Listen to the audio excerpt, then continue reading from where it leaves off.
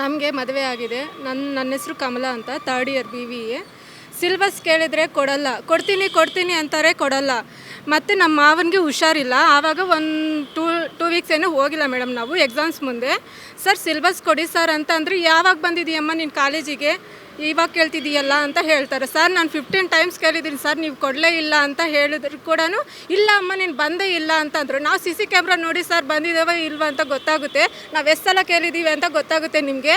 ಯಾಕೆ ಸರ್ ಈ ಥರ ಎಲ್ಲ ಮಾಡ್ತಾರೆ? ಗ್ರೂಪ್ ಮಾಡೋರು ಮೇಡಮ್, ಅವ್ರಿಗೆ ಸಪ್ರೇಟ್ ಗ್ರೂಪ್ ಮಾಡೋರೆ. ಆ ಗ್ರೂಪ್ಗೆ ಆಗ್ಬೇಕು ತಾನೆ, ನಾವು ಕೇಳ್ತೀವೋ ಬಿಡ್ತೀವೋ, ಗ್ರೂಪ್ಗೆ ಆಗಬೇಕು. ಅವ್ರ ಸಿಲೆಬಸ್ ಎಲ್ಲ ಅದು ಹಾಕಲ್ಲ, ಬೇರೆಯವ್ರು ಹಾಕಿದ್ರೆ ಅದನ್ನು ಓದೋಕ್ಕೆ ಬಿಡಲ್ಲ.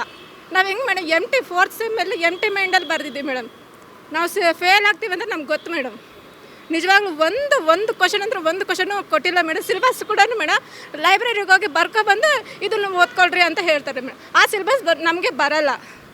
ನಾವು ಮನೆಯೆಲ್ಲ ಕೆಲಸ ಮಾಡ್ಕೊಂಡು ಬರ್ತೀವಿ ಮೇಡಮ್. ಏನು ಸ್ವಲ್ಪ ಓದ್ಕೊಳ್ಳೋ ಅಂತಂದ್ರೆ ಸಿಲೆಬಸ್ ಕೊಡಲಿಲ್ಲ ಅಂದರೆ ಹೆಂಗೆ ಪಾಸ್ ಆಗಬೇಕು ಮೇಡಮ್ ನಾವು?